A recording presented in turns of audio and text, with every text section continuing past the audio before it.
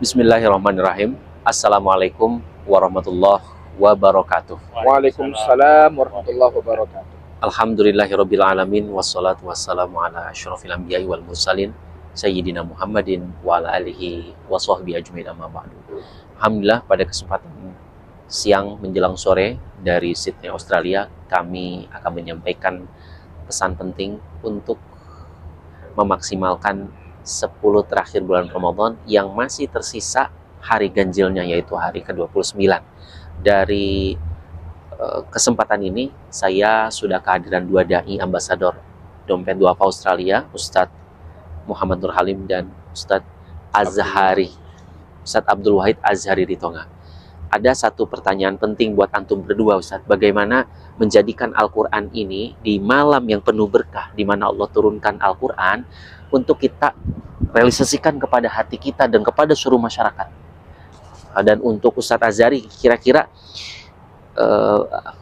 bagaimana proses turunnya Al-Quran? Nah, ini kita akan sharing kepada para jamaah di manapun berada terkait dua hal ini, dan nanti teman-teman bisa menyampaikan secara gamblang apa yang bisa kita dapatkan dari pembahasan di malam Lailatul Qadar ini. Monggo, Ustaz.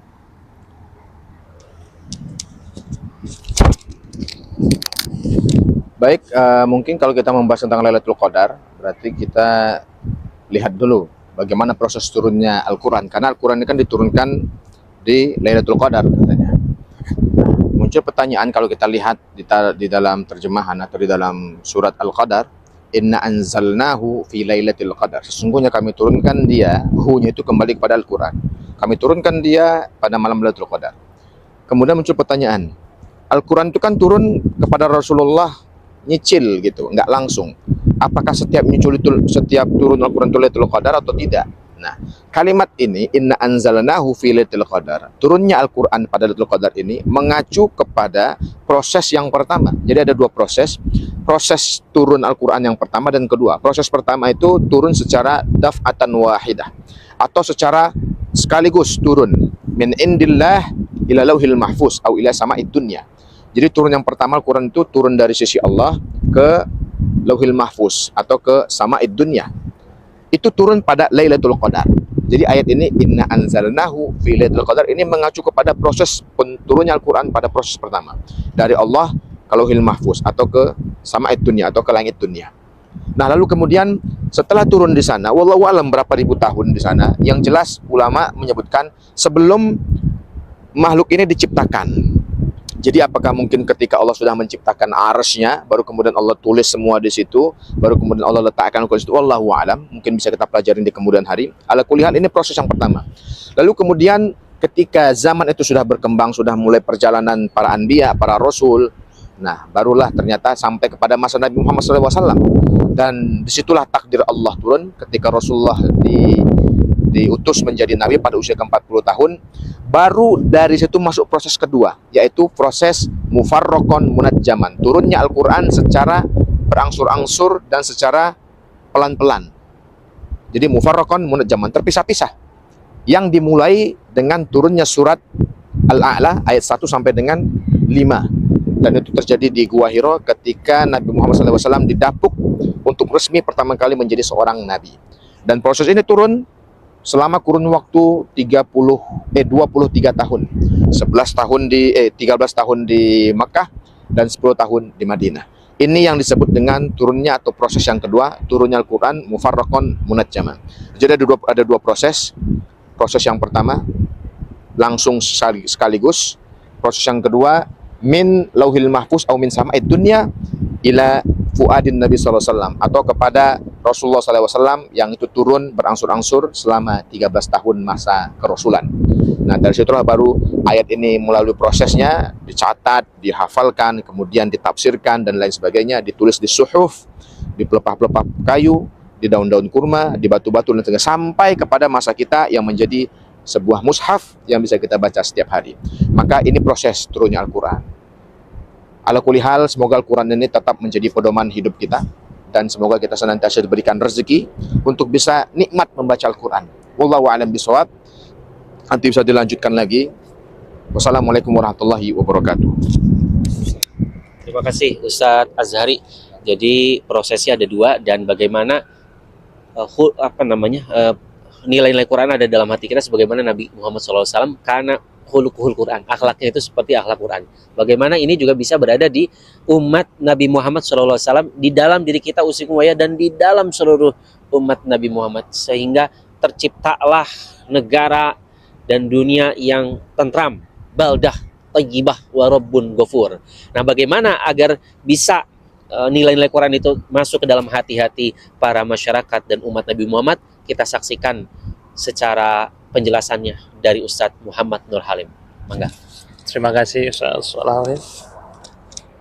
Hadirin yang dirahmati oleh Allah Subhanahu wa taala, setelah dua proses Allah turunkan Al-Qur'an, mulai dari Allah Subhanahu wa taala, kemudian ke Samaul Ardi, kemudian Allah turunkan melalui nabinya, melalui malaikatnya, kemudian kepada nabinya, maka tugas kita sekarang adalah bagaimana kita menurunkan Al-Qur'an itu ke dalam hati kita. Jadi makna yang bisa kita ambil daripada nuzulul Quran adalah turun Al-Quran yang ketiga. Bagaimana kita memproses Al-Quran itu agar sampai bisa masuk ke dalam hati, kemudian kita aplikasikan dalam keseharian-keseharian kita. Karena kita ketahui bahwasanya Al-Quran itu adalah kitab sebagai pedoman. Al-Quranu hudan. Dan seandainya kita sudah menggunakan Al-Quran itu sebagai pedoman hidup kita, maka Al-Quran akan mendatangkan keberkahan-keberkahan. Dan keberkahan Al-Quran itu menular. Maka tunggu keajaiban Al-Quran itu, bagaimana Allah akan memberikan kebaikan-kebaikannya. Karena barokah sendiri artinya adalah ziyadatul khair, bertambahnya suatu kebaikan-kebaikan. Barang siapa di satu tempat itu dibacakan Al-Quran, maka Allah akan memberikan kebaikan-kebaikan. Maka barang siapa hati kita, diri kita, lisan kita, mata kita melihat dan mempergunakannya untuk mendekati Al-Quran, maka Al-Quran akan juga memberikan keajaiban-keajaibannya. Hadirin yang dirahmati oleh Allah Subhanahu wa taala, kita juga melihat bagaimana alam ini, alam merupakan ayat-ayat yang diam, sedangkan Al-Quran adalah ayat-ayat Allah Subhanahu wa taala yang berbicara. Kemudian kalau seandainya kita melihat Rasul ada akhlaknya Al-Quran, maka bagaimana kita menggunakan Al-Quran itu dalam kehidupan kita? Kita melihat bagaimana Rasul bermuamalah, Rasul menjadi manusia, Rasul menjadi hamba, Rasul menjadi suri tauladan kita. Maka kita jadikan momentum akhir Ramadan ini, momentum Lailatul Qadar ini, momentum segalanya untuk kembali mencontoh Rasulullah SAW dalam setiap kesehariannya. Setidaknya kita membaca, kita bersolawat kepadanya, kita mengamalkan dengan segala kebaikan semampu kita. Bukan malah memaksakan kita sampai kita tidak mampu, akhirnya menyiksa wadzalimul linafsi. Kita melakukan Al-Quran, kita mengamalkan Al-Quran, kita berinteraksi dengan Al-Quran sebaik yang kita bisa, semampu. Mastata'tum fattaqullaha mastata'tum. Jangan sampai kita malah tersiksa. Insyaallah kita tunggu keajaiban Al-Quran ketika kita mampu untuk bermuamalah dengan Quran. Terakhir, mungkin Al-Quran kita tidak bisa merubah sedikit pun dari Al-Quran, tetapi setidaknya Al-Quran bisa merubah kehidupan kita, mulai dari yang kecil sampai yang besar. Cukup sekian dari kami. Wassalamualaikum warahmatullahi wabarakatuh. Waalaikumsalam warahmatullahi wabarakatuh. Jadi saya mengambil konklusi dari penjelasan kedua Ustadz kita. Mari kita jadikan Al-Quran sebagai petunjuk kita untuk merubah hidup kita. Karena kita tidak akan berubah suatu kaum, innallaha la yughayyiru ma biqaumin hatta yughayyiru ma bi anfusihim. Kita tidak akan merubah, Allah tidak akan merubah suatu kaum kecuali Dia merubahnya dengan cara apa? Saya mengajak kepada sejamaah untuk merubah kehidupan kita. Kembalilah kepada Quran. Kembalilah kepada Quran, jadikanlah Al-Quran sebagai pedoman hidup dan amalkanlah, baca, amalkan di dalam keseharian kita. Insya Allah kita akan bahagia dunia dan akhirat, selamat dunia akhirat. Allahumma sholli ala sayyidina Muhammad. Mudah-mudahan Allah turunkan keberkahan di dunia ini, di negara ini, negara kaum muslimin dan lain sebagainya atas adanya petunjuk Al-Quran. Terima kasih. Kami mohon maaf atas segala kesalahan. Saya Salahuddin Ayyubi dan Saya Abdul Wahid Azhar dari Tonga. Saya MN Halim. Daya Ambasador Dompet Duafa, meretas dakwah melintas batas. Assalamualaikum Assalamualaikum warahmatullahi wabarakatuh.